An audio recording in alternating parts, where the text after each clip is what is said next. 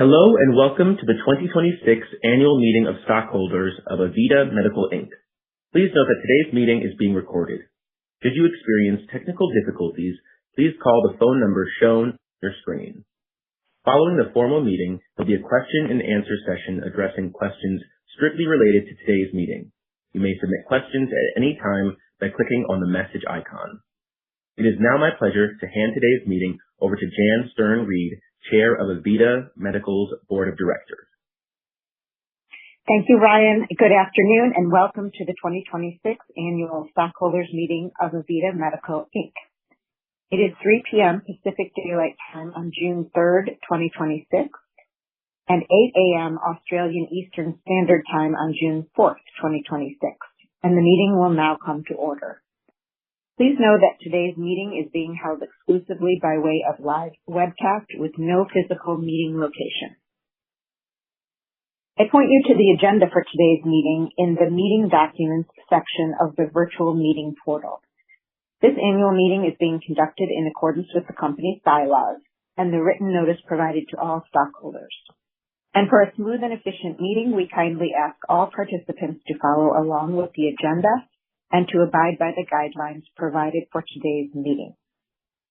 Pursuant to our bylaws, you may submit pertinent questions at any time during today's meeting by using the field provided on the virtual meeting portal. Questions related to today's meeting content will be addressed during the Q&A session after we conclude the formal business of the meeting. Allow me to thank you on behalf of our Board of Directors for attending today's meeting and for your continued support of the company.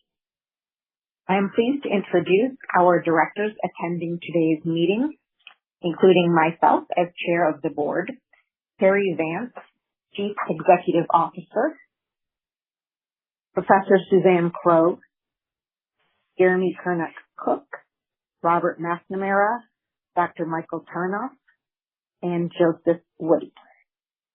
Also present are our executive officers, David O'Toole, the company's Chief Financial Officer, and Nicole Kelsey, Chief Legal and Compliance Officer and Corporate Secretary. In accordance with our bylaws, I will preside over today's meeting, and Nicole Kelsey will serve as the Secretary of this meeting. Also in attendance today are representatives from Grant Thornton LLP, our independent registered public accounting firm, as well as representatives from Computershare Limited, our U.S. transfer agent, and Computershare Investor Services Limited, our share registry for shares held in the form of CDIs on the Australian Securities Exchange. Before we move into the formal business of today's meeting, I'll ask Nicole to confirm that proper notice of this annual meeting has been given to all stockholders. Thanks, Jan. The board set April 9th, 2026 as the record date for this annual meeting. I confirm that the company has received affidavits attesting to proper notice and the availability of proxy materials to all stockholders. Additionally, an annual report on Form 10-K for the fiscal year ended December 31, 2025, including certified financial statements, has been made available to all stockholders entitled to vote at today's meeting. Thank you, Nicole. With proper notice confirmed, I will now formally appoint the Inspector of Elections. Brian Heffernan of Computershare Limited is serving as our independent Inspector of Elections for this meeting. The list of holders of record of the company's common stock. Sorry about that. Bear with me.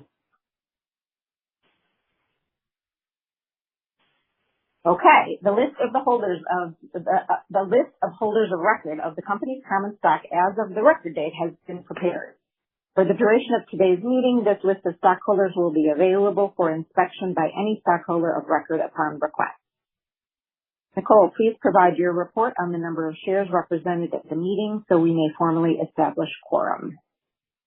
Sure thing, Jan. I hereby confirm that as of the record date, there were a total of 30,776,689 shares of common stock, which includes the underlying shares of common stock represented by CDIs listed on the Australian Stock Exchange that were outstanding and entitled to vote as of that record date. The Inspector of Elections has confirmed that proxies representing more than 50% of such shares entitled to vote at today's meeting have been received. Therefore, a quorum is present. Great. Thank you, Nicole. With a quorum established, we can now proceed to the formal presentation and consideration of the proposals described in our proxy statement. We have the following proposals presented for your consideration. Proposal 1, election of directors. Proposal 2, ratification of appointment of our independent registered public accounting firm, Grant Thornton. Proposal 3, approval of an increase to the non-executive director cash fee pool. Proposals 4 through 11, approval of equity awards to non-executive directors pursuant to ASX Listing Rule 10.11. Proposal 12, advisory vote on executive compensation, known in the U.S. as the Say on Pay proposal. Proposal 13, advisory vote on the frequency of Say on Pay proposals. Proposal 14, approval of the issuance of warrants to Prospective Credit Holdings, LP. Proposal 15, approval by way of special resolution of an increase to the placement capacity of the company for purposes of ASX Listing Rule 7.1A.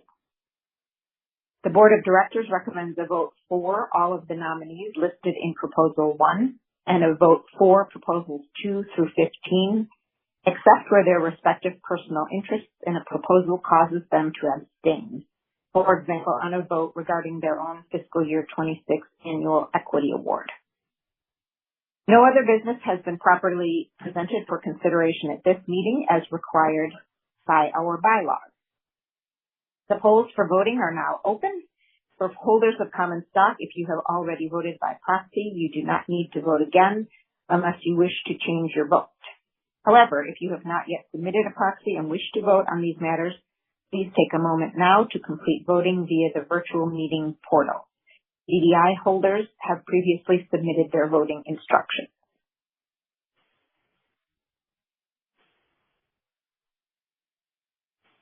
Now that everyone has had the opportunity to vote, the polls are now closed. Nicole, can you please provide the preliminary voting results at this time? Sure thing. As Secretary, I can confirm that as of 12 noon Pacific time today, all 15 proposals received the requisite 4 votes to pass in this year's meeting. Great. Thank you. The Inspector of Elections will tabulate the final votes, and the final voting results will be announced through a Form 8K filing with the U.S. Securities and Exchange Commission, immediately followed by a corresponding lodgment on the Australian Securities Exchange promptly following the close of this meeting. Thank you for attending today's meeting. The formal portion of our annual stockholders meeting is now adjourned. We encourage all interested shareholders to review Carrie Vance's recent armchair chat available in the Events and Presentations section of our Investor Relations site at ir.avitamedical.com. We now invite your questions related strictly to matters covered in today's meeting. Please submit questions via the virtual meeting portal.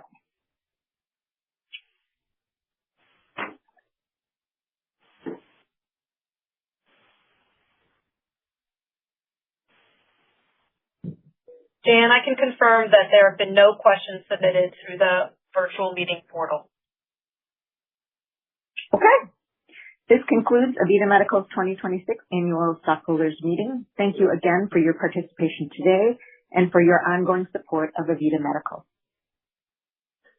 This concludes the meeting. You may now disconnect.